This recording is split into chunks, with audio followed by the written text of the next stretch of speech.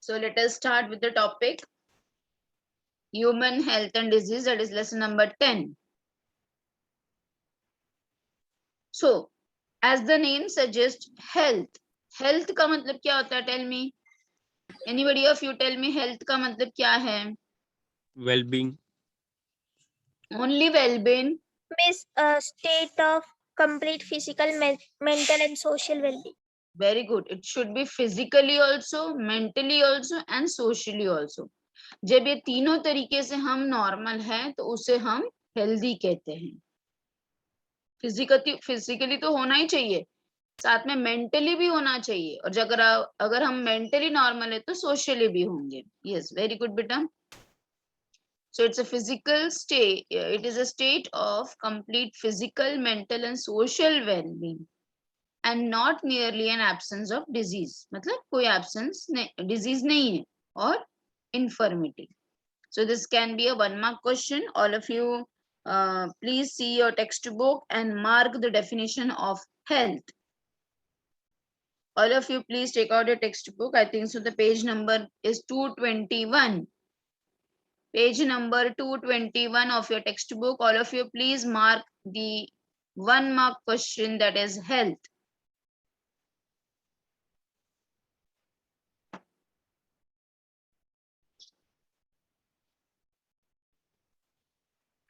Next, this is the definition of health. Now, the definition which has been given by the WHO, World Health Organization, is a condition or the quality of human organism expressing the adequate functioning of all organism in given condition, genetic or environmental.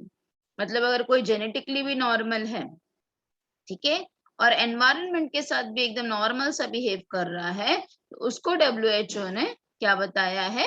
Healthy बताया है या फिर health बताया है.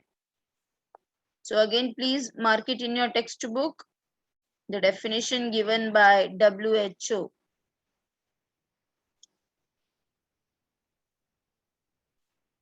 Underlined all of you? Yes. Okay, the health ka does not mean absence of disease or physically fit. What does the WHO say? Health is a state of complete physical, mental and social well-being. And there should not be any sort of disease or infirmity. Health is the birthright of all the human beings. It reflects our metabolic functions, efficiency of living organism. So सबसे basic rule क्या है health के लिए? Hygiene. अभी देखो आज हम लोग सब लोग घर में लॉक्ड है ना? क्यों लॉक्ड है? द बेसिक रीजन इज, अगर सबको बाहर छोड़ दिया जाए तो ये हाइजीन मेंटेन नहीं करते हैं, है ना? हाइजीन मेंटेन नहीं करते हैं, इसकी वजह से कोरोना ज्यादा फैल रहा है. समझ में आया? सो हाइजीन ये केस में क्या हो गया? वेयरिंग अ मास्क, है ना, sanitization. Then next is the washing the hands. ठीक है, आप और मैं करेंगे, बट क्या सब लोग करेंगे क्या? नहीं ना. तो that is what is been called as a hygiene. तो कोई भी लोग हेल्दी कब रहेंगे? जब आप हाइजीन फॉलो करोगे, जब आप साफ सफाई फॉलो करोगे, उसके प्रोटोकॉल्स को फॉलो करोगे. Yes, so that is what is called as a hygiene. Understood all of you this much? Yes. तो वेल बीन का 360 डिग्री में कैसा होना चाहिए? एनवायरमेंटल भी नॉर्मल, इमोशनली भी स्टेबल. अगर हम इमोशनली स्टेबल है तो ऑब्वियसली फाइनेंशियली भी स्टेबल हो जाएंगे, बिकॉज अगर हम सोचना अच्छा स्टार्ट करेंगे, इंटेलेक्चुअल मींस अगर हम अच्छा सोचेंगे, अच्छा ये करेंगे, तो obviously we will get a good job opportunities. अच्छा, सिर्फ जॉब मिलने से इम्पोर्टेंट नहीं है, जैसे कोई ऑफिस में काम कर रहे हैं पर सिर्फ अकेले रहते हैं, किसी से मिक्सअप ही नहीं होते, किसी से फ्रेंडशिप ही नहीं करते, तो that is also not a good sign. So social मतलब क्या? सबके साथ अच्छे से बिहेव करना, सबके साथ मिलजुल कर रहना. Then spiritually, like doing meditation and all, keeping your mind calm, occupational, physical. तो अगर ये सारी चीजें हैं, that means we are called as the healthy person. ठीक है? So to achieve the good health, hygienic balance diet होना चाहिए, क्लीन ड्रिंकिंग वाटर होना चाहिए, खुद का एंड कम्युनिटी हाइजीन होना चाहिए, basic very important thing is regular exercise, knowledge about the disease that the government is giving you with the help of this textbook, their effects on the body. So in this particular lesson you will be learning about the general disease which are very common. हाँ, तो वो क्यों होता है आपको इस book में दिया गया है कि किस बैक्टीरिया की वजह से होता है, किस वायरस की वजह से होता है, ठीक है। देन उसको उससे दूर रहने के लिए हम क्या क्या चीजें कर सकते हैं, प्रिकॉशन मेजर्स वगैरह सब दिया गया है। So proper disposal of waste and control of the vectors. What are vectors?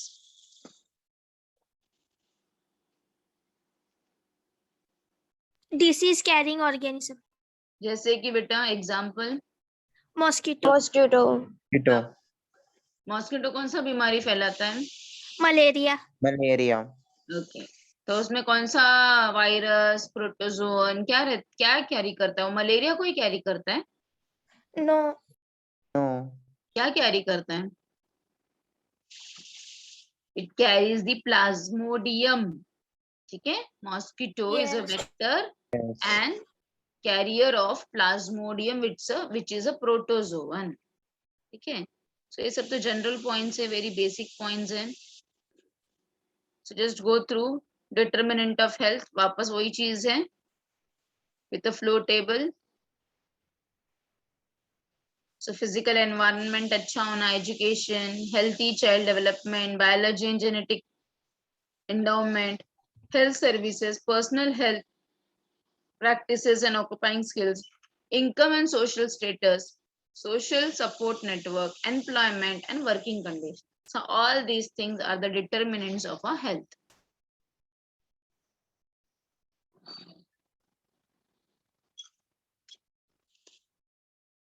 Now, nowadays we all are very well versed with this term,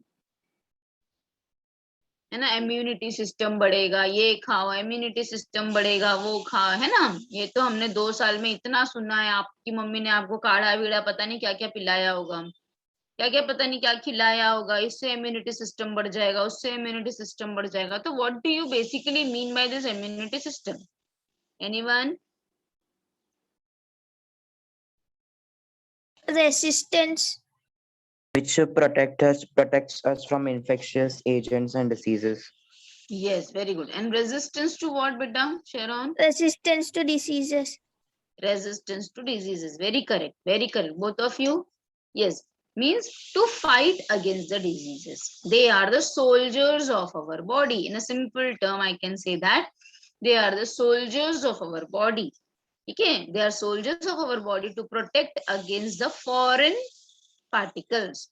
That foreign particles can be a protozoan, it can be a fungus, it can be a bacteria, it can be a virus. Understood? So these are basically the soldiers of our body. As we have many systems in our body, this system plays a very important role. क्यों? बाकी के तो systems अपना अपना काम कर रहे हैं, बट अगर सोल्जर्स ही नहीं रहेगा तो घर प्रोटेक्टेड रहेगा क्या अपना? नो, ठीक है। तो they play a very important role. अगर इम्यूनिटी सिस्टम वीक हो गया तो पर्सन जो है वो मल्टीपल डिजीज से मर सकता है, मल्टीपल डिजीजेस से। यू ऑल नो दैट भले आप कितने ही साफ सुथरे एनवायरनमेंट में क्यों ना बैठे हो, बट फिर भी हमारे आजू बाजू में बैक्टीरियाज हैं, वायरसेस आर बीन प्रेजेंट, है ना। हमारे आजू बाजू में बैक्टीरिया या वायरस प्रेजेंट होते, भले आप कितने ही साफ सुथरे जगह में क्यों ना प्रेजेंट हो, तो भी हम उससे बचे हुए हैं। अभी देखो इस कोरोना टाइम में भी, touch wood, I don't know about your family, but there are many childrens families जहाँ पे जिनको कुछ भी नहीं हुआ होगा, कोरोना एक बार भी नहीं हुआ होगा ना। कोई तो ऐसा होगा ना कि जिसके घर में कभी कोरोना हुआ ही नहीं है। यस, मीन्स आप, यस और नो? Yes. Yes. तो why it is so? Because your soldiers are strong, है ना। Why it is so? Because your soldiers are fit enough, है ना। अगर हमारे बॉर्डर पे हमारे सोल्जर्स वीक हो जाएंगे तो ऑब्वियसली कोई भी आकर हमारे देश पे हमला करेगा. Same like that only. Yes, अगर हमारे बॉडी के सोल्जर्स वीक हो जाएंगे तो कोई भी बीमारी आकर आराम से, कोई भी वायरस, कोई भी बैक्टीरिया आकर मल्टीप्लाई हो सकता है हमारे body and making our body weak and weak. So let us learn about this system in detail. So system which protect us from various infectious agent. Infectious agent को आप pathogen भी कह सकते हो. ठीक है, इन्फेक्शियस एजेंट को आप पैथोजन भी कह सकते हो. अब देखो, आपने सुना होगा कि माइक्रो ऑर्गेनिज्म में भी बहुत सारे टाइप होते हैं. जैसे कि कर्ड बनाने के लिए जो हमारे घर में दही बनता है, कर्ड बनता है, वो भी तो माइक्रो ऑर्गेनिज्म से बनता है. ईस्ट है, वो भी तो एक माइक्रो ऑर्गेनिज्म है, बट वो गुड माइक्रो ऑर्गेनिजम्स है या नहीं? यस. Yes. Yes. जो माइक्रो ऑर्गेनिज्म से हमें नुकसान पहुंचता है, जिससे हमें बीमारी होती है, उसे हम पैथोजन कहते हैं.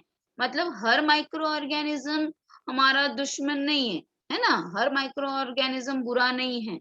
जो माइक्रो ऑर्गेनिजम्स बुरे हैं उसे हमने एक नाम दे दिया है, कॉल्ड एज द पैथोजेंस. ठीक है. So resistance is the ability to prevent the damage or disease through our defense mechanism. ठीक है.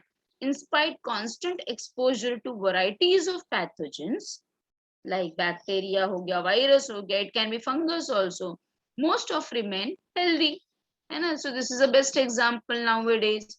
Many of us बच गए हैं. बहुत सारे लोगों को ये कोरोना नहीं हुआ है. ठीक है.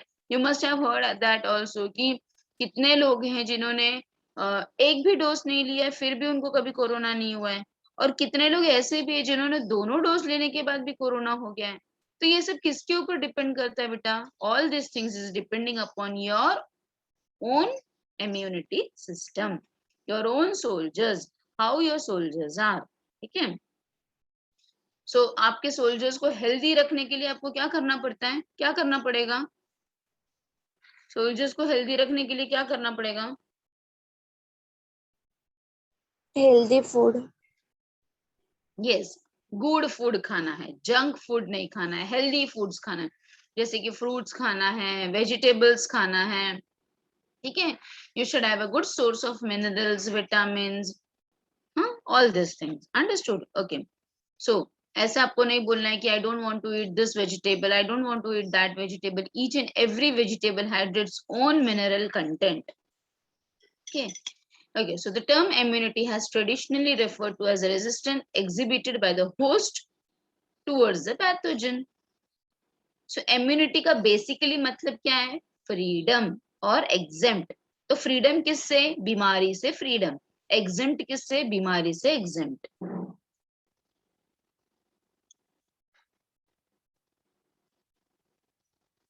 All these are the 1 mark question for your board exam. Immunology, logy है मतलब स्टडी है. So study of immunity system is called as a immunology. All of you please mark it in your textbook fast. ये सारे terms जो आपको दिख रहे screen पे, ये सब आपको टेक्स्ट बुक में मार्किंग करना है. Immune system. So the cellular and molecular component responsible for immunity is called as immunity system. Immunity का मतलब क्या होता है? Protection from disease.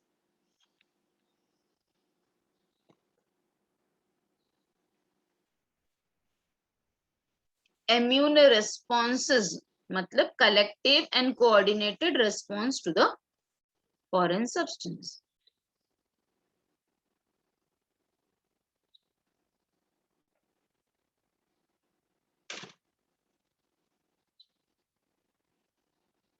ये सबने mark immunology, immune system, immunity, immune response. All of you have marked it in your textbook.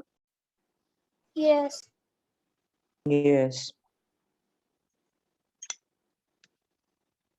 Now, ये immunity system किसने start किया है? जो concept है, again you have to underline the name of the scientist in your textbook. That is the Edward Jenner in England. Underline his name. It has been given in bold. What he discovered? He discovered a cowpox vaccine for the protection against the attack of smallpox virus.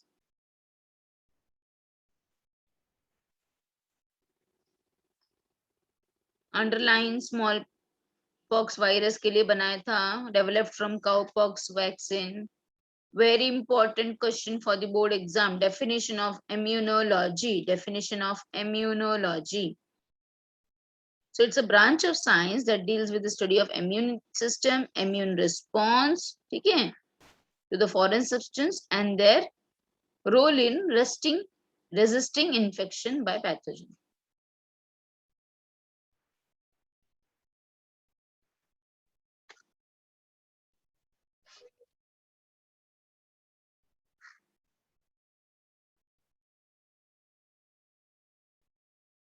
So protection का मतलब क्या है? Protection means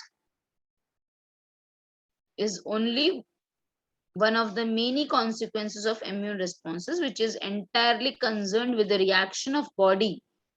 Protection मतलब अपना body कैसे react करता है against any antigen. Now what do you mean by the term antigen? Antigen का मतलब होता है foreign substance. Antigen का मतलब होता है foreign substance. Okay. आगे के स्लाइड में दिखेगा आपको. You can see the smallpox वाला. So cowpox से उन्होंने ये किया था, रिमूव किया था.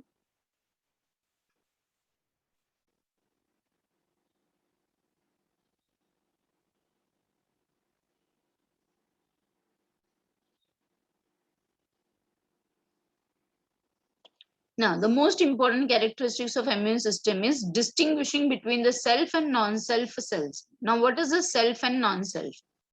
जैसे for example, अभी जैसे अभी इंडियन सोल्जर्स हैं और इंडियन सोल्जर्स क्या अपने ही इंडियंस को ही मारते हैं क्या? हाँ? No. No, no. तो इसका मतलब उतना समझ है ना कि नहीं, these are Indians, we should not harm them. तो उसी तरह से हमारा इम्यूनिटी सिस्टम को भी ये पता है, उसको भी तो सेल्स ही मारना है ना. बैक्टीरिया भी तो एक सेल ही है, वायरस भी तो एक सेल ही है, उसको भी तो सेल को ही मारना है. बट उसको ये अच्छी तरह से पता है कि हमारे बॉडी के सेल्स कौन हैं और फॉरेन सेल्स कौन हैं. So this is a very very important point. ठीक है, तो हमारा इम्यूनिटी सिस्टम को पता है, it can distinguish between our own body cell and the non self, that is the foreign cells. ठीक है, जब यहाँ पे प्रॉब्लम होती है तो ऑटो इम्यून डिजीजेस होता है. समझ में आया? जब हमारा इम्यूनिटी सिस्टम अपने ही बॉडी सेल्स को मारने लगता है तो उस बीमारी को हम ऑटो इम्यून डिसऑर्डर्स कहते हैं. ऑटो इम्यून डिसऑर्डर्स कहते हैं. ठीक है, जब सोल्जर्स खुद के सेल्स को मारने लगते हैं. Okay. Now, any foreign substance which are coming into our body and they can trigger our immune system, they are called as antigens. कोई भी फॉरेन सब्सटेंस अगर वो बॉडी के अंदर आ रहा है और उससे हमारा इम्यूनिटी सिस्टम एकदम स्टिमुलेट हो जा रहा है, जग जा रहा है, हमारा इम्यून रिस्पॉन्स दिखना स्टार्ट हो जा रहा है, ऐसी चीजों को हम एंटीजन कहते हैं. तो अभी जैसे मैंने आपको बताया था, antigen can be anything. It can be bacteria, virus, it can be fungus, it can be protozoan, it can be a simple dust also. It can be a simple dust also. आपने कभी notice किया होगा कि कभी आप जा रहे हो और बहुत ज्यादा डस्ट पार्टिकल आ गया तो आपको तुरंत छींक आता है, तो वो जो स्नीजिंग है, it is also a type of a response, immune response. ठीक है. नाउ जब हमारा बॉडी ठीक है इस बैक्टीरिया या वायरस के लिए, इस एंटीजन के लिए कुछ केमिकल प्रोड्यूस करता है तो उसे हम कहेंगे antibodies. Antibodies, understood? Antibodies and antigen. Yes. Yes. हमारा बॉडी जो प्रोड्यूस करता है वो एंटीबॉडी, जो फॉरेन सब्सटेंस हमारे बॉडी में आके हमारे इम्यूनिटी सिस्टम को ट्रिगर कर सकते हैं, उसको स्टिमुलेट कर सकते हैं, उससे इम्यून रिस्पॉन्सेस दिखा सकते हैं, तो उसे हम एंटीजन कहेंगे. So please understand the meaning, because अब इसके बाद I will be telling only antigen and antibody. You should understand these terms. You can see over here identifying the self cells. देखो देखो सेल्फ मार्कर्स होते हैं, self markers होते हैं. You don't have to go in detail, but अभी इससे आप समझ सकते हो बेटा, जैसे कि ये हमारा इम्यूनिटी सिस्टम है, तो इसको पता है कि ये हमारा खुद का सेल है, इसके ऊपर सेल्फ मार्कर्स होते हैं, तो वो उसको कुछ भी नहीं करेगा.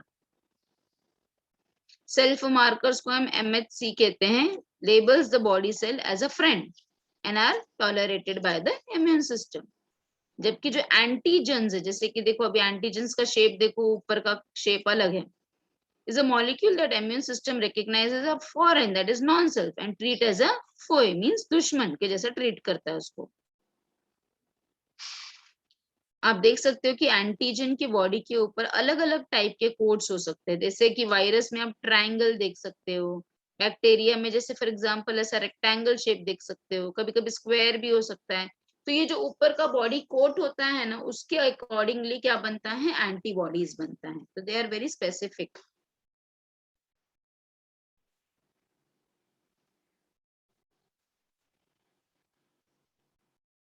तो देखो मैं भी आपको जो बता रही थी, जैसे कि फॉर एग्जांपल ये कोई पैथोजन है, पैथोजन है, पैथोजन है मीन्स एंटीजन, ठीक है. तो इसके लिए एंटीबॉडीज बनेगा. अभी जैसे कि ये एंटीजन है फॉर एग्जांपल लेट अस से, तो एंटीजन के ऊपर I can't do the annotation बेटा, you can see this antigen का ऐसा ऊपर का शेप है फॉर एग्जांपल, ऐसा शेप का. तो ये एंटीबॉडी इसमें फिट बैठेगा ना, ये स्टार शेप इसमें फिट बैठेगा कि नहीं, लाइक अ सोप केस, जैसे साबुन का डब्बा होता है, Yes. Yes. एक के अंदर एक आराम से बैठ जाता है साबुन के डब्बे में, सोप का जो केस होता है. हाँ, उसी तरह से ये एंटीजन के जो ऊपर का कोट होता है ना, उसी के जैसा ही एंटीबॉडीज बनाया जाता है. इसीलिए इसीलिए ऐसा नहीं है कि हर एंटीजन के लिए एक ही एंटीबॉडी चलेगा. हर एंटीजन के लिए एक ही एंटीबॉडी कभी नहीं चलता. हर एंटीजन के लिए अलग अलग टाइप का एंटीबॉडीज बनता है, depending upon the shape which it has. समझ में आया? Yes. अभी Yes. जैसे यहाँ पे स्टार शेप है, अगर समझो यहाँ पे स्टार ये ट्रायंगल शेप रहेगा, तो ट्रायंगल शेप का एंटीबॉडीज बनेगा. ऐसा वाई शेप का बनेगा. अब यहाँ पे भी ऐसा रेक्टेंगल है, तो इसका ऐसा बॉक्स टाइप का एंटीबॉडीज बनेगा. ठीक है, so that depends. So her antigen के लिए अलग अलग एंटीबॉडीज बनते हैं. Now let us learn. You all please note down this part. Please all of you note down in your notebook types of immunity. All of you note down. चलो लिखो immunity at the center of a page. Write down types of immunity. Make two part. I will dictate also. Please write down along with me.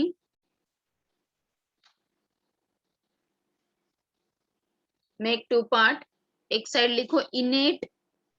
Innate को एक और नाम है. Please write down the other names also. Innate can also be called as inborn. Inborn.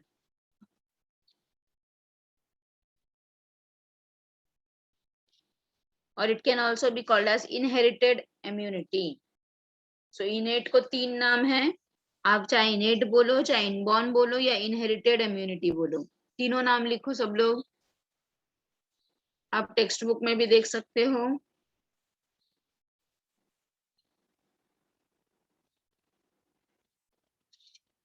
इतना लिखा, innate, inborn या फिर inherited. Yes. दूसरे साइड लिखो adaptive, put a slash. It can also be called as acquired. Acquired. Adaptive, put a slash. It can also be called as acquired.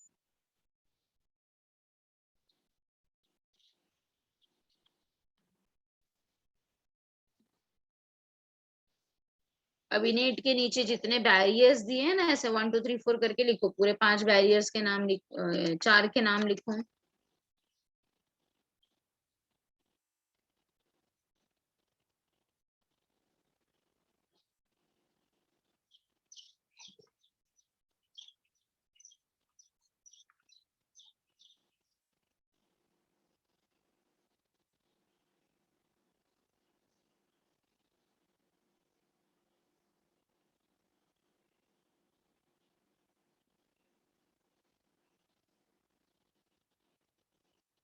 और उसके बाद जो एडेप्टिव के नीचे दिया है वो वैसा का वैसे ही लिखो स्क्रीन पे से देख के। एक्टिव एंड पैसिव, एक्टिव में भी 2 टाइप, पैसिव में भी 2 टाइप।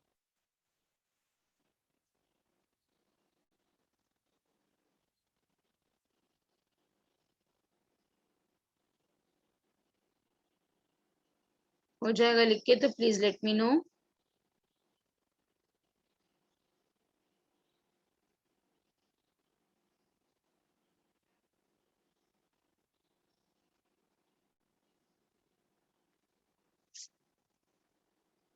हो गया।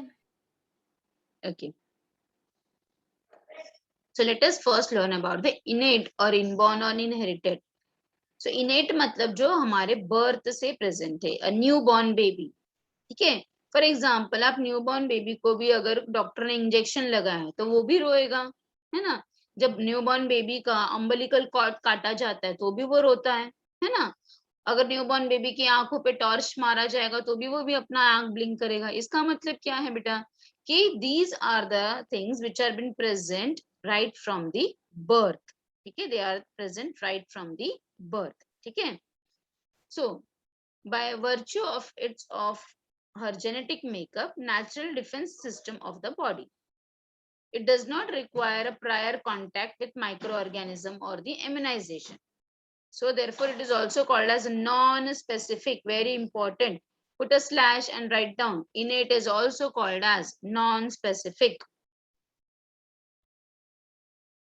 Innate is also called as non-specific.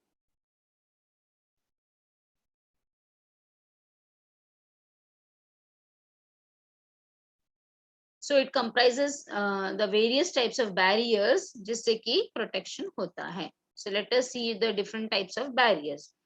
तो सबसे पहला है epithelial surface. Epithelial surface का मतलब क्या है? हमारा skin, हमारा mucous membrane जो हमारे body को cover करता है ना। तो जो हमारा skin है वो barrier का काम करता है जिससे कि कोई भी बैक्टीरिया या कोई भी चीजें बॉडी के अंदर ना जा सके, ठीक है। तो हमारे जो स्किन है, हमारा जो एपिथेलियल टिश्यू, इसमें बहुत सारे टाइप के सेल्स होते हैं, जैसे कि फैगोसाइटिक सेल्स है, डेंड्राइटिक सेल्स है, एनके सेल्स है। All these cells will not allow the things to enter. They will not allow the bacteria or virus to enter the body, ठीक है। So let us see. So first one is the epithelial. So the intact skin, हमारा mucus which is covering the body, it is protecting us against the invasion. Invasion मतलब अंदर आना, invasion by of the microorganism. A healthy skin is bactericidal. मतलब क्या? Bacteria को अंदर नहीं आने देता, due to presence of what? High concentration of salt in drying sweat, ठीक है। हमारे स्किन के ऊपर सेबेशियस ग्लैंड भी होते हैं। Sebaceous means oil glands are there, ठीक है। So sebaceous secretion and long chains of fatty acids have bactericidal. Bactericidal मतलब बैक्टीरिया को मारने वाला, फंगाइसाइडल मतलब फंगस को मारने वाला प्रॉपर्टीज होते हैं।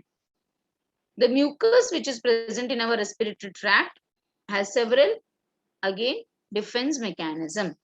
You have already learned that the mucus which is present in the respiratory tract will not allow the bacteria and all to move inside. It will trap the bacteria and the virus. So the nose prevents entry of microorganism to a large extent. The inhaled particles get arrested through our hairs, है ना। ये हमने पढ़ा है ना हमारे reason में, हमने नेजल चेम्बर में रेस्पिरेशन लेसन में हमने पढ़ा है कि हमारे नेजल चेम्बर में वेस्टिब्यूल रीजन में हेयर्स होते हैं, और ये हेयर्स क्या करते हैं? नेल के नेजल ऑरिफिस, ऑरिफिस मतलब क्या होता है बायो में? ऑरिफिस मतलब ओपनिंग होता है। सो हमारा जो नाक का ओपनिंग है वहां पे बहुत सारे हेयर्स हैं, ठीक है। So to prevent the micro organism,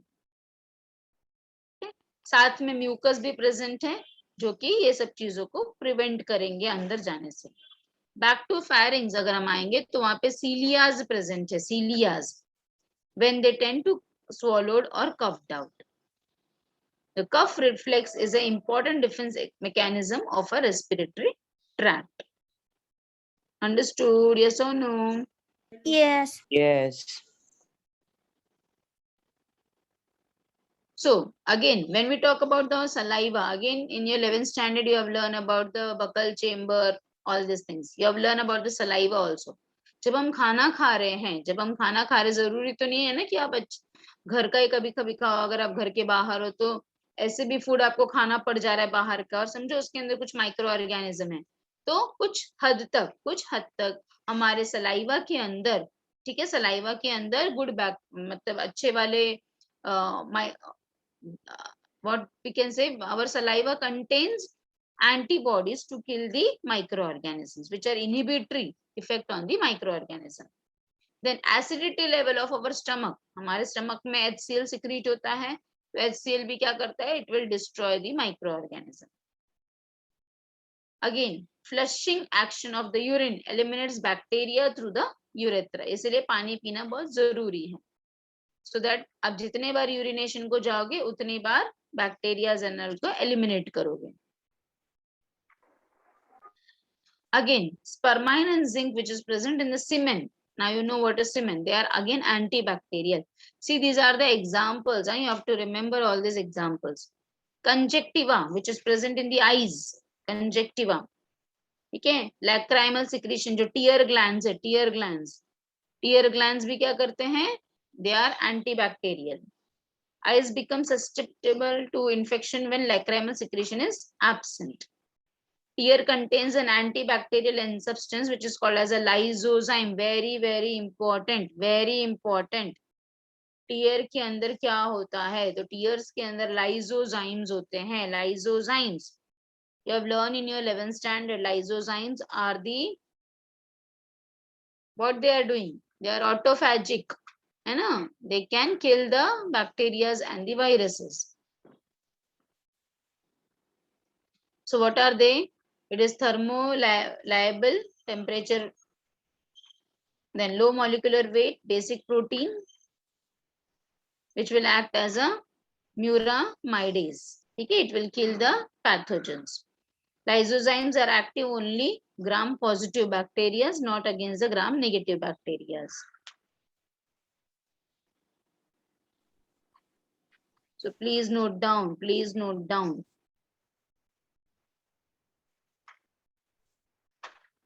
आपके टेक्स्ट बुक में I think so this has been given in the part which has been marked. I have also opened the textbook with a pink color.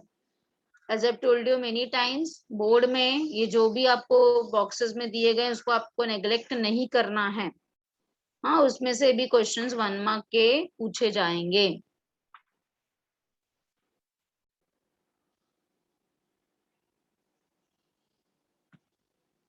Next comes the chemical barrier. Chemical barrier.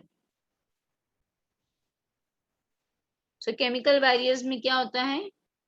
The secretions which will kill or stops the growth of the pathogens, जैसे कि sweat gland हो गया, sebaceous gland that is oil gland हो गया, saliva हो गया, tears हो गया, mucus हो गया. तो ये सारे secretions है जो कि या तो either stop कर रहे हैं या तो kill कर रहे हैं pathogens को. So physical and chemical barriers में क्या क्या आ गए? Skin, mucous membrane, cilia, mucus, reflexes, pH. Stomach में हमने देखा ना pH कम है, that is acidic है. Lysozymes देखा हमने, fatty acids देखा which are present in the oil glands. They are all defensins. Understood this much, all of you? Yes. Yes. Now antimicrobial. Anti means opposite. Microbial का मतलब microorganisms. So antimicrobial का मतलब क्या है? Against the microorganisms. So the substance in the blood and the tissues.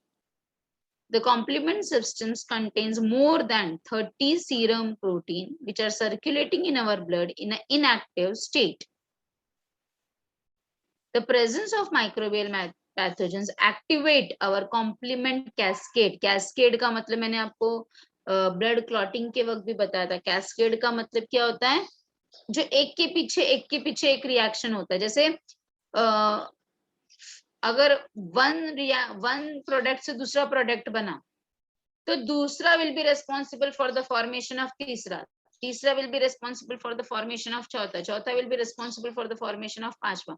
So this pattern, this thing, when one product is dependent upon the earlier product, that is called as a cascade reactions. ठीक है? So the presence of the microbial pathogens, it will activate our complement cascade to eliminate the pathogens. Again, very important, interferons. हमेशा याद रखो, interferons are released during virus infection. Interferons are released during virus infection.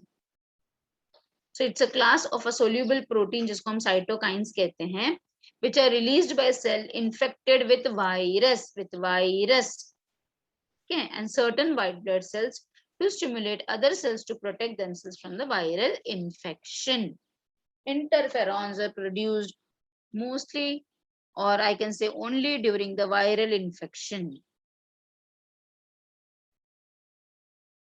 Understood? Antimicrobial. So इसमें आपको समझना क्या है, basically what you have to understand कि हमारे बॉडी में कुछ प्रोटीन्स होते हैं, सीरम प्रोटीन्स होते हैं. सीरम का मतलब आपको मालूम है कि अगर मैंने प्लाज्मा में से क्लॉटिंग फैक्टर्स को निकाल दिया तो उसको हम क्या कहेंगे, सीरम कहेंगे, है ना? रिमेम्बर ना all of you?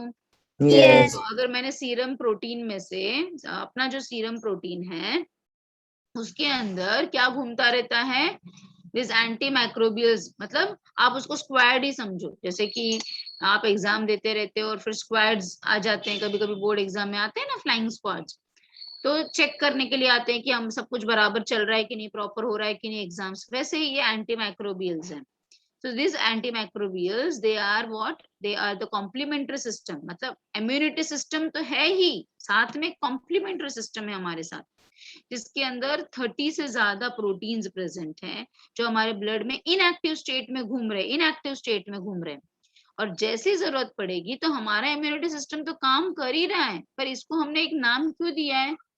Because they are complementary, साथ में उसके काम कर रहे हैं इन अ कैस्केड फॉर्म.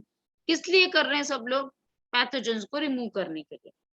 तो यहाँ पे एक एग्जांपल दिया, जैसे कि interferons are been released during the viral infection. Understood this much also? All of you please Yes. underline in your Yes. textbook.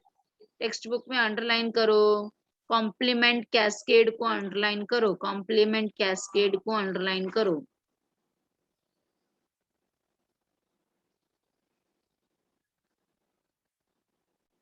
You can see with this diagrammatic form. So what this AMP is doing? Step 1, it will attract the pathogens, attach to the pathogen, create the pore. आप देख सकते हो उसमें whole कर दिया, पोर कर दिया है, ठीक है? Then you can see these things also. Whenever there is a viral infection, interferons will be produced. Interferons क्या है? हमारा बॉडी प्रोड्यूस करता है इंटरफेरॉन, सो दैट हमारे इम्यूनिटी सिस्टम को सिग्नल मिले कि देयर इज समथिंग रॉन्ग. समझा? Yes. Now cellular factors, phagocytic cells. We know all phagocytic cells are present in our body. Neutrophils are phagocytic in nature. We have learned monocytes are also phagocytic in nature, है ना? There are mast cells which are also phagocytic in nature. So phagocytic का basically मतलब क्या है? Act of engulfing. जब तक antibodies नहीं बन रहा है, ठीक है, जब तक एंटीबॉडीज नहीं बन रहा है तब तक ये फैगोसाइटिक सेल्स क्या करते हैं? कंट्रोल में रखते हैं, बैक्टीरिया या वायरस को कंट्रोल करके रखते हैं. पर स्पेसिफिक मारना कब होगा? जब एंटीबॉडीज आएंगे तभी वो स्पेसिफिकली मर पाएगा वायरस या बैक्टीरिया. पर तब तक उसको कंट्रोल करना जरूरी है ना, because you all know that कि बैक्टीरिया या वायरस बहुत ही तेजी से ग्रो करते हैं, है ना? जैसे कि ये मम्मी, आपने देखा होगा कि अगर दही जमने के लिए रखा है तो सुबह रखा तो दोपहर तक हो जाता है, पूरा का पूरा मिल्क कर्ड हो जाता है. तो इसका मतलब और कि फुल कितना तेजी से बैक्टीरिया ग्रो करता है ना? So like that only. So these phagocytic cells, they are the natural defense one which will ingest ingest मतलब engulf करेंगे, and they will destroy the foreign particles and the microorganisms. They will remove the foreign particles that enters the body. Phagocytic cells किसने discover किया? Please all of you underline, important question for the board. MCQ question for the board. The name of the scientist is very important. And he grouped them as the micro and macrophages. Micro मतलब छोटे, macro मतलब बड़े.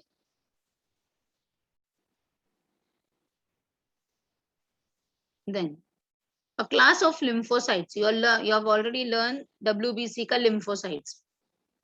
तो lymphocytes में भी बहुत सारे categories है. We will be learning in this particular lesson. Lymphocytes में भी आपने respiration and circulation में पढ़ा है कि lymphocytes के दो type होते हैं, T lymphocytes and B lymphocytes. तो T lymphocytes के अंदर ही natural killer cells होते हैं जिसको हम NK cells बोलते हैं, ठीक है, जो कि अगेन क्या करता है, नॉन स्पेसिफिक डिफेंस करता है. नॉन स्पेसिफिक का मतलब क्या हो गया बेटा, कि जो भी सामने आता जाएगा उसको इंजेस्ट करते जाना, ऐसा कोई स्पेसिफिक को जाकर नहीं करना, समझा. जैसे मैंने आपको अभी पहले ये डायग्राम दिखाया, ये वाला, तो ये क्या हो गया, स्पेसिफिक हो गया. समझा मैं क्या बोल रही हूँ. Yes. ऐसे वाले एंटीजन को यही शेप लगेगा, जैसे कि यहाँ पे ये शेप है, ट्रायंगल शेप है, तो इसको ट्रायंगल ही लगेगा, तो ये क्या हो गया, स्पेसिफिक हो गया. नॉन स्पेसिफिक मतलब कोई भी आने दो, कोई भी शेप का आने दो, हाँ, कोई भी शेप का आने दो, तो वो उसको इंजेस्ट करेगा, उसको डिस्ट्रॉय करेगा, तो ये क्या हो गया, नॉन स्पेसिफिक हो गया. Okay, so all of you underline the important points whatever is been marked in the screen in your textbook also. So killer cells, we will be learning in detail about this. Natural killer cells, they are defending our body against the viral infections and the tumors. Underline 1 mark question again for the board exam.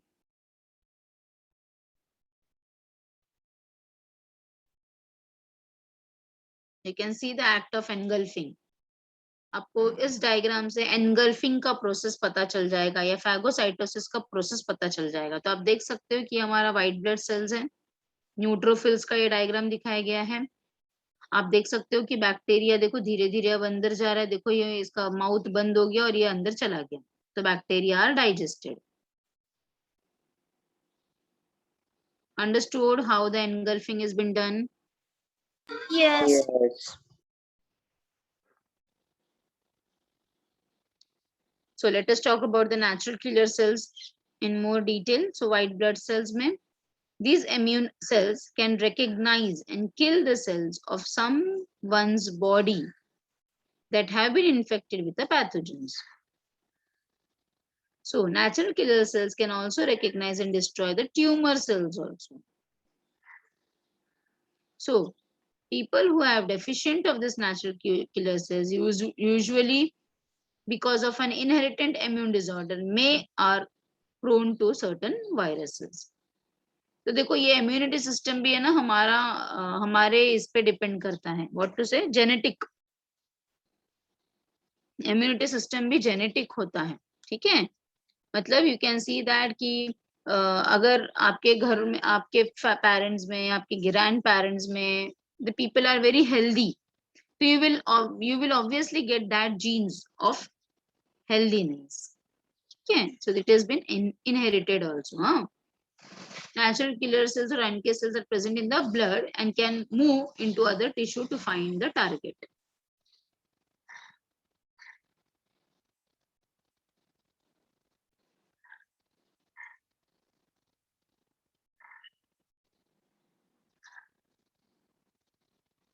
Now let us talk about the cellular factors. Cellular factors में for next one is that fever. So fever क्यों आता है हमें? Fever क्यों आता है? Can anybody tell me fever क्यों आता है? Miss foreign body आते हो तो हमारे बॉडी में जो इम्यून सिस्टम रहता है वो एक्टिवेट हो जाता है. Yes. तो fever क्यों लाता है? मिस हाई टेम्परेचर में जो फॉरेन बॉडीज होते हैं ना वो डेड होते हैं इसलिए। वेरी गुड बेटा, very good, very good, very correct answer, yes. तो अपना जो बॉडी टेम्परेचर है वो वायरस या बैक्टीरिया कौन से टेम्परेचर पे रह सकते हैं? जो अपना नॉर्मल बॉडी टेम्परेचर है, उससे हाई टेम्परेचर पे कोई भी पैथोजन जिंदा नहीं रह सकते, है ना। तो it's a इनेट mechanism, defence mechanism, जिसमें अपना बॉडी टेम्परेचर को इतना हाई कर देता है कि उस बैक्टीरिया या वायरस को जिंदा रहना डिफिकल्ट होता है, ठीक है। And that is a sign and symptoms to our body to go to the doctor also. So दोनों काम हो रहा है, टेम्परेचर बढ़ा के वो वायरस को या बैक्टीरिया को मारा जा रहा है। जैसे कि फॉर एग्जांपल आपको बोला जाता है आप गर्म पानी पियो, तो सादा पानी तो रोज ही पीते हो ना, पर गर्म पानी क्यों पियो? क्योंकि जब आप उसको गर्म करोगे तो जो भी अननेसेसरी थिंग्स है, जो भी पैथोजेंस है, वो मर जाएंगे। सेम थिंग अपना बॉडी भी करता है, अपने टेम्परेचर को बढ़ाएगा। टेम्परेचर को क्यों बढ़ा रहा है? It's a part of our immunity system. Temperature को क्यों बढ़ा रहा है? सो दैट उतने हाई टेम्परेचर पे ये बैक्टीरिया या वायरस का सरवाइव करना डिफिकल्ट होगा, और साथ में वो अपना मल्टीप्लीकेशन इतना तेजी से नहीं कर पाएगा, ठीक है। नहीं तो एक्चुअली अगर बैक्टीरिया अगर ज्यादा मल्टीप्लाई हो गया, बैक्टीरिया अगर ज्यादा मल्टीप्लाई हो गया, तभी ये टेम्परेचर बढ़ता है। थोड़े बहुत में टेम्परेचर जल्दी नहीं बढ़ता। समझ में आ रहा है मैं क्या बोल रही हूँ? तो हाई Yes. टेम्परेचर पे ये बैक्टीरिया या वायरस अपने आप का अपना मल्टीप्लीकेशन करके और नंबर ना बढ़ा सके, and that is a sign to our body also कि to visit the doctor.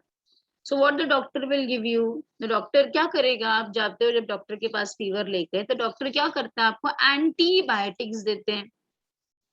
Viral infection है तो ये एंटीबायोटिक्स का कोई मतलब नहीं है। बैक्टीरियल इन्फेक्शन है तो obviously antibiotics will work. Antibiotics क्यों दिया जाता है? Anti means opposite to the biotics. Biotics means it is non specific again.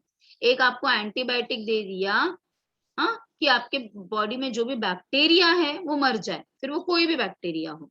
समझ में आया? सो इट्स नॉन स्पेसिफिक, ठीक है। फिर भी अगर आपका फीवर नहीं जा रहा है, फिर आप डॉक्टर के पास जाते हो कि नहीं डॉक्टर आपने जो दवाई दिया एंटीबायोटिक इससे नहीं जा रहा है, फिर the doctor will tell you to do a test. समझ में आया? तो टेस्ट करने को क्यों बोल रहे हैं? To know the specific bacteria. समझ में आया? फिर स्पेसिफिक बैक्टीरिया जब पता चल गया, लेट अस से फॉर एग्जांपल कि बुखार आ रहा है, मैं डॉक्टर के पास गई, एंटीबायोटिक दिया, मैं ठीक हो गई। लेट अस से द फर्स्ट कंडीशन। इसका मतलब क्या? कि नॉन स्पेसिफिक दवाई दिया उन्होंने, एक नॉर्मल सी एंटीबायोटिक्स दी जिससे कि जितने भी बैक्टीरियाज थे वो मर गए। इनफैक्ट मेरे जो बॉडी में जो गुड बैक्टीरियाज थे, they which were doing digestion for my body, which are present in our large intestine, है ना, you all know ना, our large intestine contains the good bacteria, yes or no? Yes. Yes. तो वो भी मर गए, ठीक है, वो भी मर गए। तो क्या हुआ कि मुझे 5-6 दिन जब तक मैं वो दवाई खाऊंगी, हाँ, जब भी मैं एंटीबायोटिक्स खाएंगे, यू कैन ऑल्सो नोटिस कि आपको डाइजेशन प्रॉपर नहीं होता, कुछ खाने की इच्छा नहीं होती, बिकॉज गुड वाले बैक्टीरियाज भी मर जाते हैं ना, because it is non specific.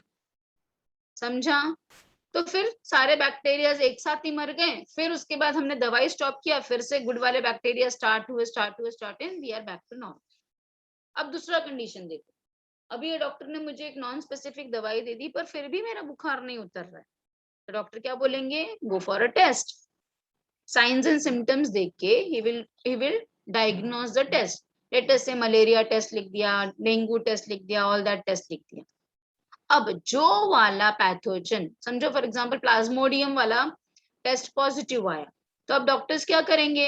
अब स्पेसिफिक दवाई देंगे। आपको समझ में आया? स्पेसिफिक दवाई मतलब अब प्लाज्मोडियम को ही मारने वाला दवाई देंगे।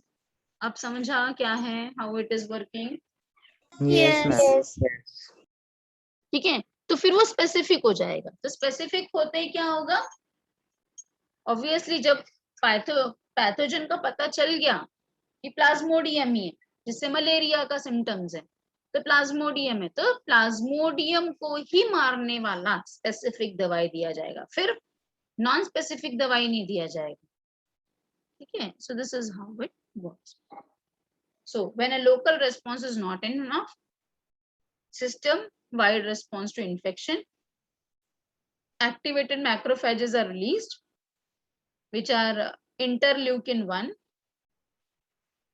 You can see how it has been done, but you don't have to learn in so much of detail, but you can just have a look. It will trigger the hypothalamus to readjust the body thermostat to raise the temperature. Okay. High temperature helps the defense, inhibits the bacterial growth, will stimulate the phagocytosis, speed up the repairs of the tissue, causes liver and spleen to restore iron.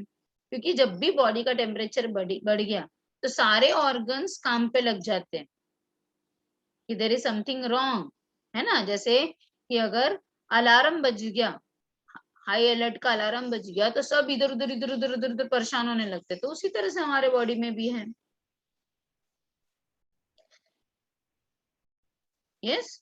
So causes liver and spleen to restore the iron. You can see this mechanism. हमारा liver और spleen क्या करने लगता है, ion को restore करने लगता है, reducing the blood iron level. क्यों? Because bacteria need iron to grow. तो देखो हमारा लिवर भी कितना स्मार्ट है, लिवर और स्प्लीन फटाफट आयन ब्लड में रिलीज ही नहीं करता है. इसीलिए जब भी ज्यादा हाई फीवर रहता है तो हेमोग्लोबिन काउंट कम हो जाता है. समझ में आया? बहुत दिन तक अगर फीवर है तो हेमोग्लोबिन काउंट कम हो जाता है. Understood? Yes. Yes. And you can know the reason why hemoglobin count is becoming less, because iron is restored. क्यों आयन रिस्टोर किया जा रहा है? बिकॉज आयन से बैक्टीरिया ज्यादा तेजी से ग्रो करेगा. तो अभी पहला इंपॉर्टेंट क्या है? हेमोग्लोबिन तो बाद में भी बन सकता है. अभी पहला इंपॉर्टेंट क्या काम है? बैक्टीरिया को स्टॉप करना. एक बार बैक्टीरिया धीरे धीरे कम होने लगेंगे तो फिर हेमोग्लोबिन तैयार होने लगेगा, आरबीसीज फॉर्म होने लगेंगे. So you can just imagine how accurate, how interesting our system is. Next, APPS. Acute मतलब जो थोड़े टाइम के लिए हो रहा है. So infections or injury leads to a sudden increase in the concentration of plasma protein, which is called as a acute phase protein. Acute मतलब जो थोड़े टाइम के लिए हो रहा है. Protein, you know, तो प्लाज्मा प्रोटीन अगर थोड़े टाइम के लिए सडनली इंक्रीज हो रहा है हमारे बॉडी में, so that is called as APPS. They are believed to enhance the host resistance. Host resistance मतलब हमारे बॉडी का resistance. To prevent tissue injury, to promote growth, repair, lesions. ठीक है, there are different types of APPS like C reactive proteins. ये सब आपको याद रखना है. This is very important, the names. You don't have to learn in detail about all these proteins, but yes, surely you have to remember the name. This is very IMP करके डालो. Exam में पूछा जा सकता है. Write down 2 APPS. Write down the names of 2 APPS. So you can write down CRP, you can write down mannose binding protein, you can write down alpha-1 acid glycoprotein, or you can just write down the serum amyloid. Please make star mark करो अपने text book में. All of you please put a star mark in your text book.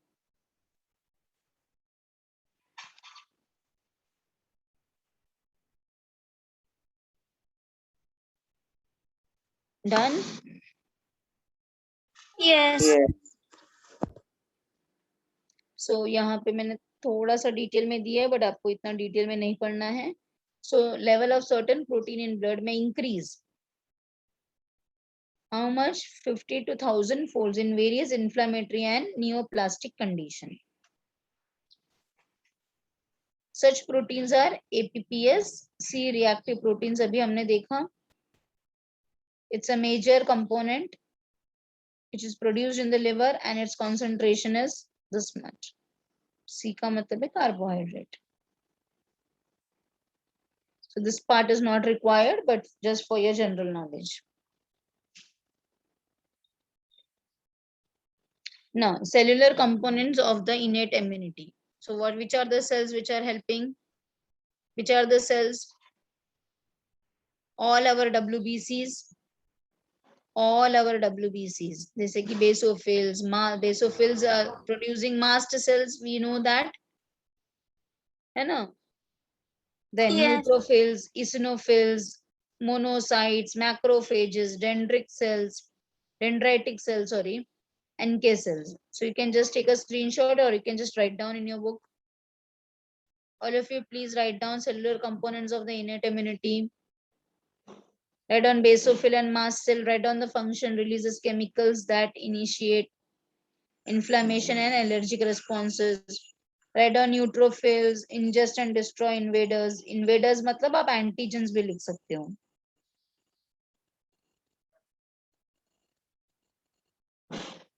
Just note down all of you fast.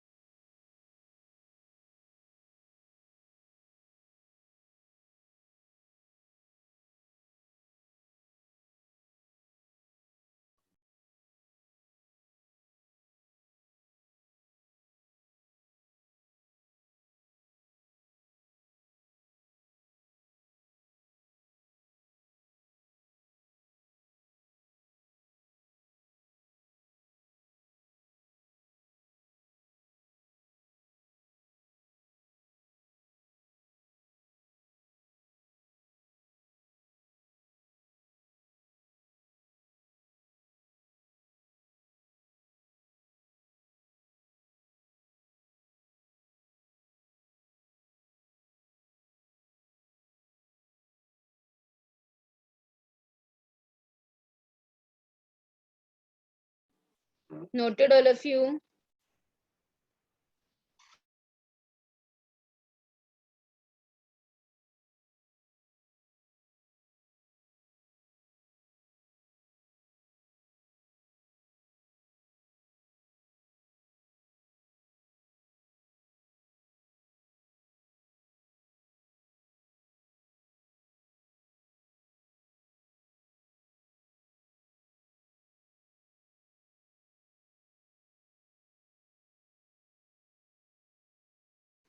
Yes, children's written.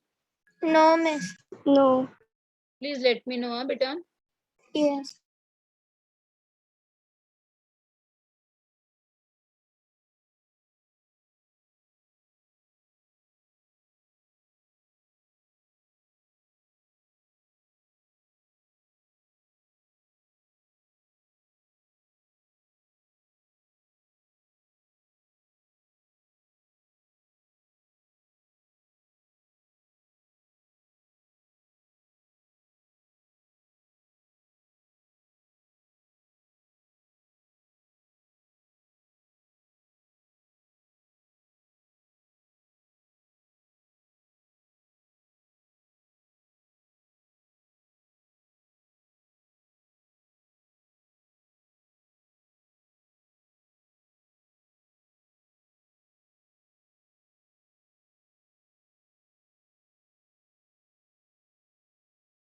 Yes, miss. Okay.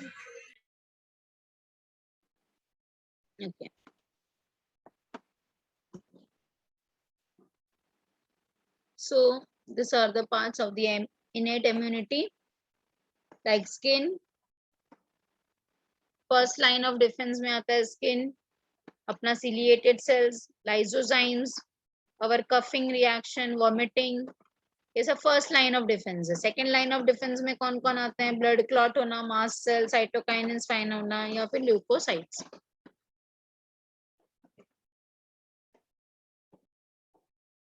The next topic which we are going to learn for today is the acquired immunity. Acquired immunity is also called as adaptive. तो आपने लिखा ही है, पर again put a slash and write down specific immunity. It is also called as specific immunity. आपने innate को non specific लिखा था ना, पर ये specific है. Specific है मतलब particular antigens को पे ही attack करेगा.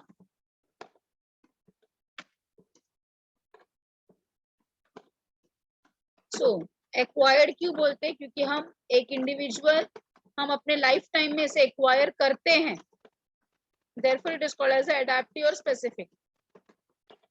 एक्वायर्ड इम्यूनिटी में होता क्या है? एंटीबॉडीज प्रोडक्शन होता है, very important. It involves formation of antibodies. It involves formation of antibodies against the antigen or to neutralize the antigen. तो याद रखो एक्वायर्ड में एंटीबॉडीज बनते हैं, एक्वायर्ड में एंटीबॉडीज बनते हैं, and antibodies are very specific. Again, 2-mark question for the board exam. Characteristics of immunity system. Characteristics of the immunity system. So what are the characteristics? सबसे पहला है diversity. Diversity का मतलब है it can recognize different types of antigens. It can recognize different types of antigens. समझ में आया? ऐसे जरूरी नहीं है कि एक ही टाइप का फंगस पहचान सकता है, दूसरा फंगस आएगा तो नहीं पहचान सकता है. हाँ, नया नया वायरस को, नए नए बैक्टीरिया को भी ये पहचान सकता है. So it is having the property of recognising different types of antigen. Specificity. Specificity means what? It produces specific antibodies against a particular antigen.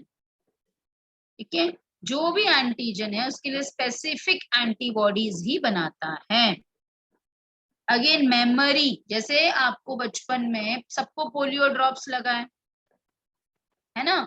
5 साल तक के जब आप रहे होगे तब तक आपको पोलियो ड्रॉप्स मम्मी ने पिलाया होगा, पापा ने पिलाया होगा. तो वो पोलियो का असर आपके लाइफ लॉन्ग तक रहेगा. क्यों? क्योंकि हमारा इम्यूनिटी सिस्टम के पास मेमोरी पावर भी है. मींस क्या? आपको पोलियो के वैक्सीन में, पोलियो के ड्रॉप्स में क्या दिया जाता है? पोलियो का ही वायरस दिया जाता है इन अ हीट किल्ड फॉर्म. समझ में आया?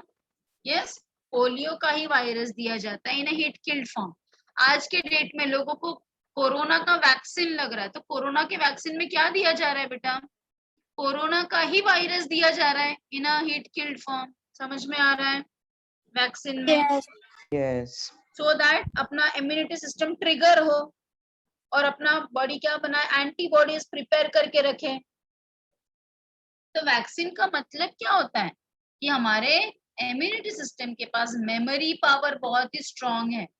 आप सोचो, आपने एक दिन पढ़ा, अभी आज जो मैं आपको पढ़ाऊंगी वो शायद आप शाम तक भूल जाओगे या कल तक भूल जाओगे. पर what about your immunity system? अगर आपका इम्यूनिटी सिस्टम भी आपके जैसे भुलक्कड़ होने लगेगा तो फिर हर दिन पोलियो पिलाना पड़ेगा, हर दिन स्पेसिफिक टाइप की चीजें पिलाने पड़ेंगे. समझ में आया मेरी बात में क्या बोल रही हूँ? सो मेमोरी का मतलब है कि एक बार जैसे कि आपको chicken pox, I will give you another example to make you understand. Chicken pox आपको शायद बचपन में एक बार हुआ भी होगा, कितने बच्चों को हुआ भी होता है, फिर उसके बाद नेक्स्ट टाइम लाइफ में नहीं होता. अगर एक बार चिकन पॉक्स हुआ तो that depends upon your immunity system. Second time mostly नहीं होता. क्यों? क्योंकि एक बार चिकन पॉक्स होने के बाद, वो वायरस अंदर जाने के बाद बॉडी ने उसको मेमोराइज कर लिया चिकन पॉक्स के वायरस को. तो सेकेंड टाइम जब ये वायरस आएगा तो बॉडी के पास ऑलरेडी याद है कि बाबा मैंने इसके लिए ऐसा टाइप का, स्पेसिफिक टाइप का एंटीजन बना के रखा था, और उसको स्टोर करके रखेगा दिमाग में. तो बॉडी को ज्यादा टाइम नहीं लगेगा उसके लिए एंटीबॉडीज बनाने के लिए. उसके लिए ऑलरेडी एंटीबॉडीज तैयार रहेंगे. जैसे ही ये वायरस आएगा उसको फटाफट मार दिया जाएगा. समझा? So second exposure to the same organism produces a large and a specific, more rapid response than the primary exposure. समझ में आया? Yes. Yes. And next thing is identifying the self and non-self cells. अभी ये मैंने आपको बताया, discriminating between खुद के cells and foreign cells. This is also a very important characteristics of a immunity system. तो डाइवर्सिटी, कितने भी अलग अलग टाइप के एंटीजन्स को पहचान सकता है.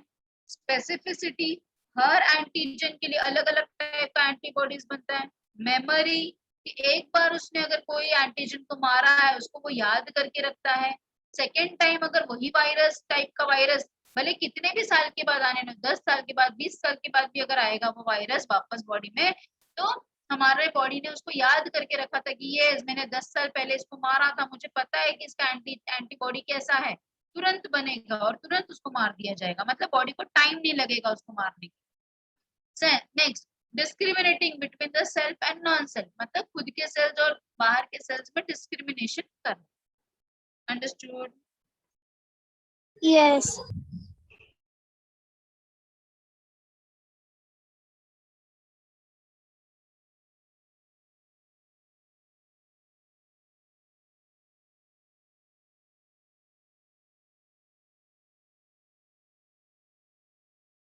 You can just go through this part, unique features.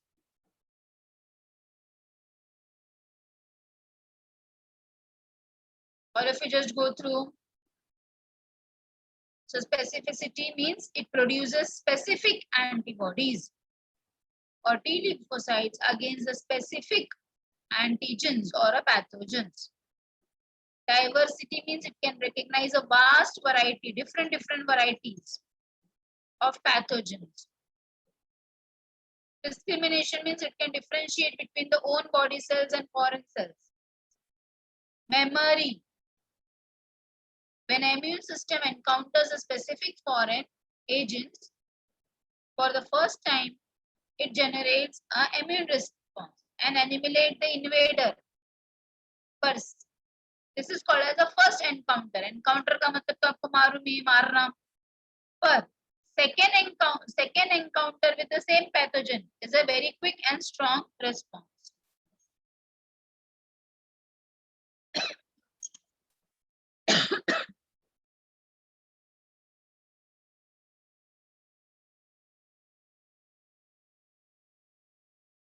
Next. Now let us learn about the specific immunity types. Natural and artificial. Natural and artificial. Very simple है, समझ के लो बेटा, बहुत ही simple सा है. देखो, natural मतलब जब हमारा बॉडी बना रहा है.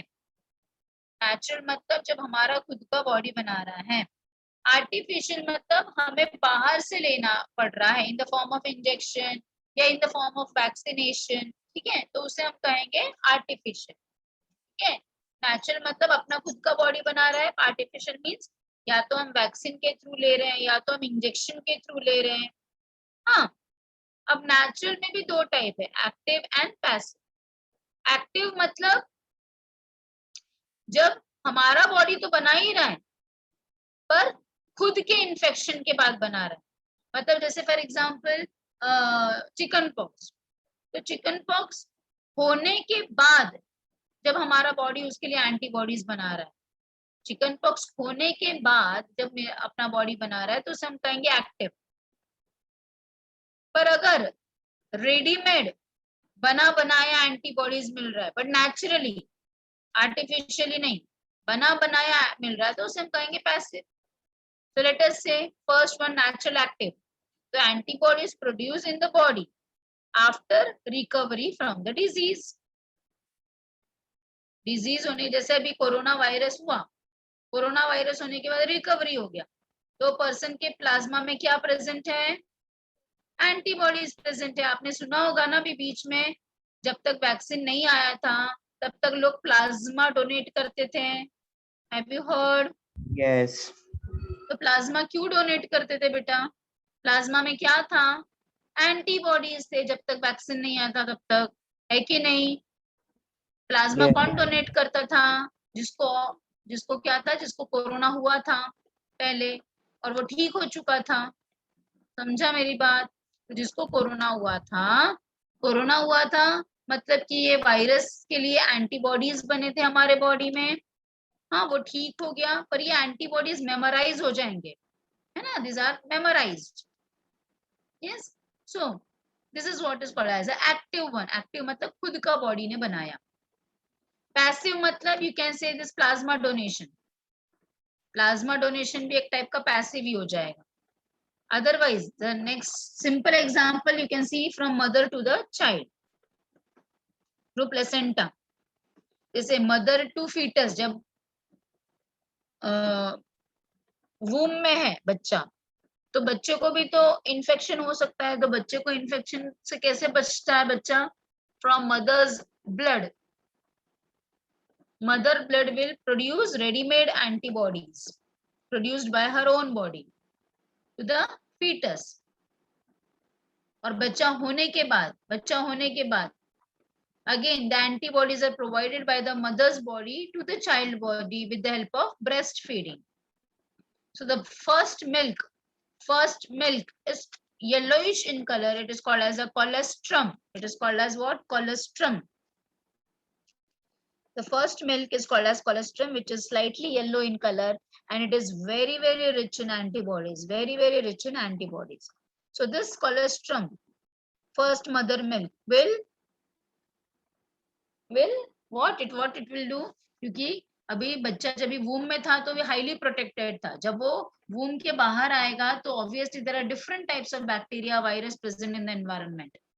तो उस बच्चे को इन्फेक्शन से बचाने के लिए mother's milk, the colostrum will help.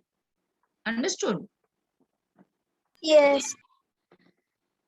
Next, अभी आर्टिफिशियल में आते हैं. आर्टिफिशियल मतलब रेडीमेड बनाया हुआ. तो एक्टिव मतलब जैसे कि ये वैक्सीन हो गया, जैसे कि कोरोना का वैक्सीन हो गया, पोलियो का हो गया. आपने बचपन में कितने सारे वैक्सीन लगाए होंगे. बीसीजी के वैक्सीन लगाए होंगे, बहुत सारे मीजल्स के लगाए होंगे, हेपेटाइटिस के लगाए होंगे. तो कितने सारे आपने बचपन से वैक्सीन लगाए. तो क्यों लगवाए आपके पेरेंट्स ने आपको वैक्सीन? ठीक है, they are antibodies, they are readymade antibodies which will trigger your immune response so that your body will memorize them. ठीक है. क्यों लगवाया जाता है वैक्सीन? जिससे कि जब वो वायरस आएगा, जो रियल वाला वायरस आएगा, अभी तो वैक्सीन में तो हीट किल्ड फॉर्म में रहता है, उसका टॉक्साइड निकाल के दिया जाता है, उसकी टॉक्सिसिटी निकाल के दी जाती है. पर जब सच में वो वायरस आएगा तो हमारे बॉडी को ज्यादा टाइम नहीं लगेगा, क्योंकि उसने मेमोराइज करके रखा है, तो उसको ज्यादा टाइम नहीं लगेगा उसको डिस्ट्रॉय करने के लिए. So this is the active one. Passive, बाहर से प्रोड्यूस करके मिल रहा है, बाहर से बना बनाया मिल रहा है एंटीबॉडीज. ठीक है, बाहर से बना बनाया एंटीबॉडीज मिल रहा है from outside source after anti serum introduced into the body by injection. Understood? Yes. Yes. So please note down, all of you, please note down. All of you, please note down this part.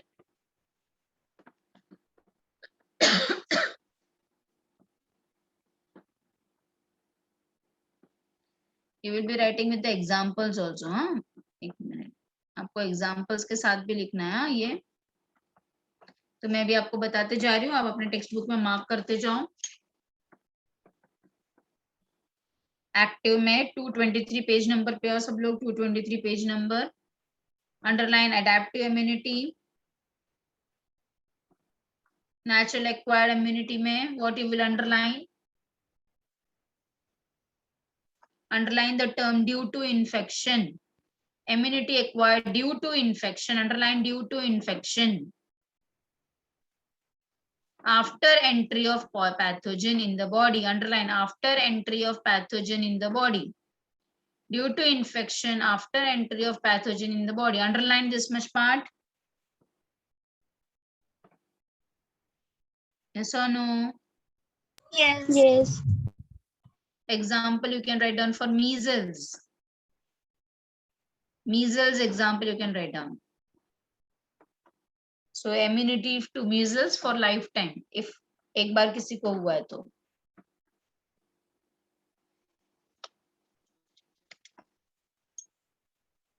Underline the term measles. Next.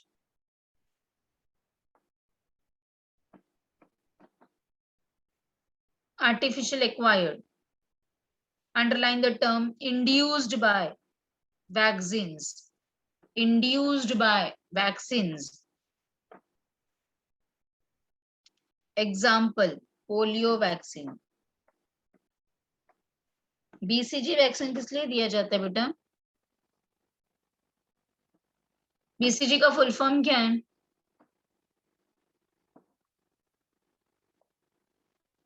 Anyone? अच्छा, पता है कि नहीं पता है?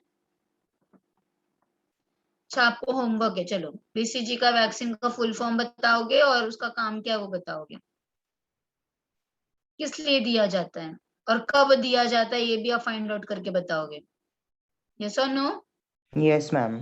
Miss baby रहते तभी 3 month yes, baby means कब? अभी 3 भी मंथ्स बच्चे ही हो।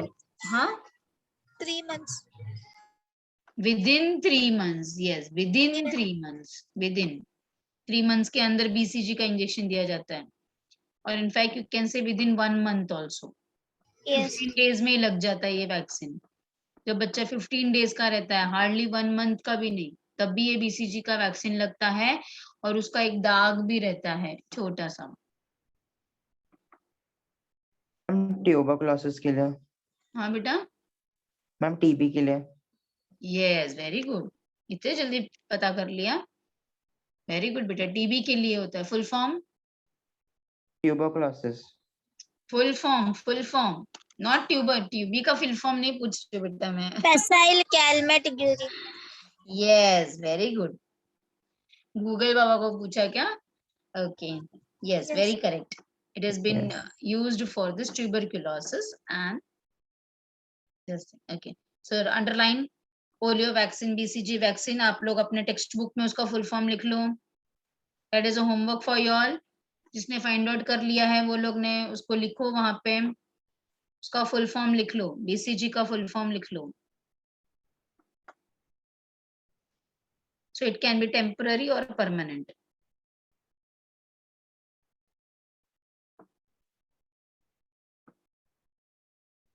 पैसिव में क्या अंडरलाइन करोगे? Underline readymade antibodies, ready-made antibodies received, underline the term ready-made antibodies।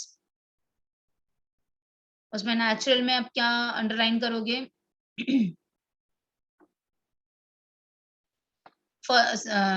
ये वाला पॉइंट अंडरलाइन करो, transferred from mother to foetus through placenta, transferred from mother to foetus through placenta.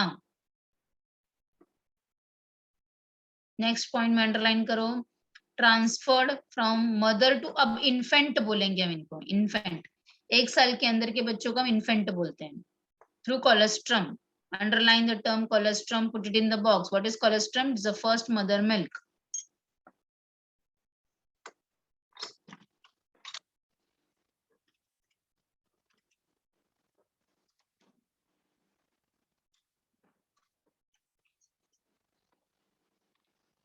next it is underline the term short lived, ऐसा नहीं है कि mummy से जो breast feeding से मिल रहा है वो पूरे लाइफ लॉन्ग के लिए रहेगा, no, it is short lived, life long के लिए प्रोटेक्शन नहीं मिल रहा है, इसलिए बेबी को 6 मंथ्स के बाद खाना खिलाना जरूरी होता है। 6 मंथ्स तक it can depend upon mother's milk, but 6 months के बाद the baby has to be feeded with nutritional foods, so that उसका इम्यूनिटी सिस्टम खुद से स्ट्रांग हो। ऐसा नहीं है कि मदर का मिल्क पीने से ही पूरा लाइफ लॉन्ग इम्यूनिटी मिलता है, no, it's a short lived, it's a very important point.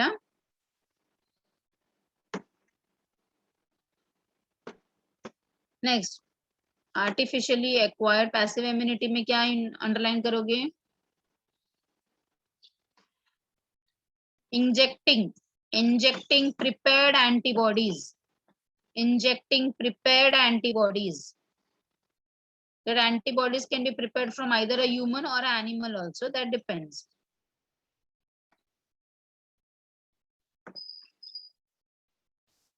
example has been given, underline the example, antibodies obtained from hyper immunized horse are injected to human against rabies, rabies मालूम है ना? again it is a short lived, ये भी short lived है। हाँ बोलो, rabies किसकी वजह से होता है बेटा? इसका वेक्टर कौन है? स्ट्रे Dog डॉग्स bite के बाइट, एनिमल बाइट की वजह से। यस वेरी गुड, ठीक है। So again it's a short lived, ऐसा नहीं है कि एक बार इंजेक्शन लगा दिया तो लाइफ लॉन्ग कभी होगा ही नहीं, so again it's a short lived one. Underline the examples and the underline it is short-lived.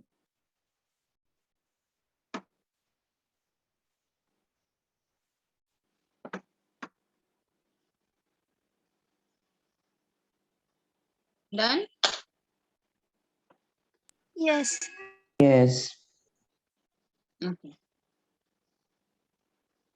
So you can take the screenshot or you can just write down so that when you are learning, the things can be, आपको एक ही बार में समझ में आ जाएगा.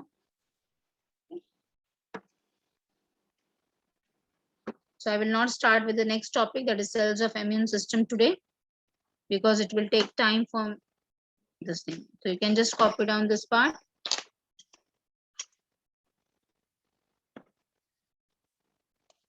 So today we have completed with the innate immunity. We have completed with the acquired का first part. ठीक है, उसके टाइप्स सिर्फ हमने समझ के हो गए हैं. फिर उसके बाद हम पढ़ेंगे सेल्स ऑफ इम्यून सिस्टम, कि मतलब कौन से सेल्स है जो हमारे इम्यून सिस्टम में काम करते हैं. तो अभी आपको तो पता ही है कि कौन सा सेल है जो काम करता है, लिम्फोसाइट, है ना. Yes.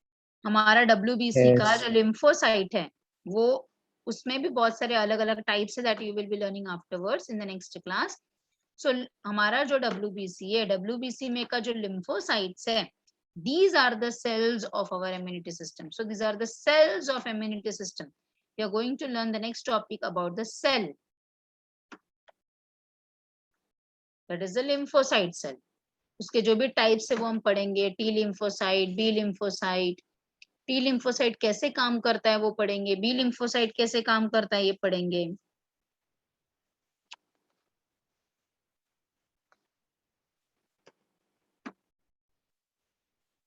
Then you are going to learn about vaccination, कि vaccination क्या होता है exactly. फिर antibodies का आपको structure पढ़ना है जो B lymphocyte बनाता है. Then you have to learn about the different types of blood group. और उसके बाद फिर common diseases पढ़ने हैं. बस समझा सबको. Yes. Yes. This lesson is very simple. इसका weightage भी कम है, but important for MCQ 1 mark questions. ये लेसन में से कुछ भी डिलीटेड नहीं है, you know, कुछ भी पार्ट डिलीट नहीं है. 4 diseases are there for you in practical also. So इस लेसन का 4 disease common है for practical as well as theory. That is Plasmodium causing malaria, Ascaris causing ascariasis, fungus causing ringworm, and one more is there, that is the Entamoeba histolytica causing the amoebiasis. Correct. ये 4 आपका practical पढ़ा के हो गया है classes college में. No. No, नहीं ma'am. हुआ ये प्रैक्टिकल पढ़ा के. आपका प्रैक्टिकल स्टार्ट ही नहीं हुआ है. No, miss. No. Ma'am. Model college ना. Yes. ओके, तो मैं अभी से ही आपको बता दे रही हूँ कि स्पॉटिंग में, प्रैक्टिकल में जो स्पॉटिंग होता है, स्पॉटिंग मतलब मालूम है ना आपको, आइडेंटिफिकेशन के लिए जो आता है. Yes. स्पॉटिंग में स्पॉट किसके लिए है ये. डी पे तो हिस्टोलॉजी रहेगा, ई पे पेडिग्री रहेगा, एफ पे है.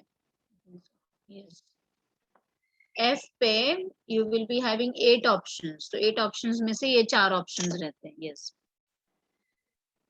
सो स्पॉट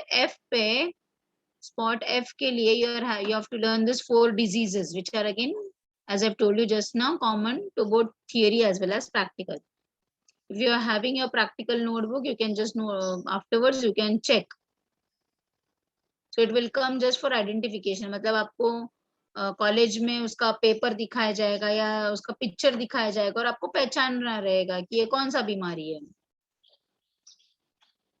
जैसे आपको प्लाज्मोडियम का दिखा दिया फोटो या स्लाइड दिखा दिया तो आपको पहचानना है कि कॉजिंग मलेरिया. आपको एंटामीबा हिस्टोलिटिका का स्लाइड दिखाया तो आपको पहचानना है कि कॉजिंग अमीबियासिस, आपको एस्केरिस बॉटल में दिखा दिया तो कॉजिंग एस्केरियासिस।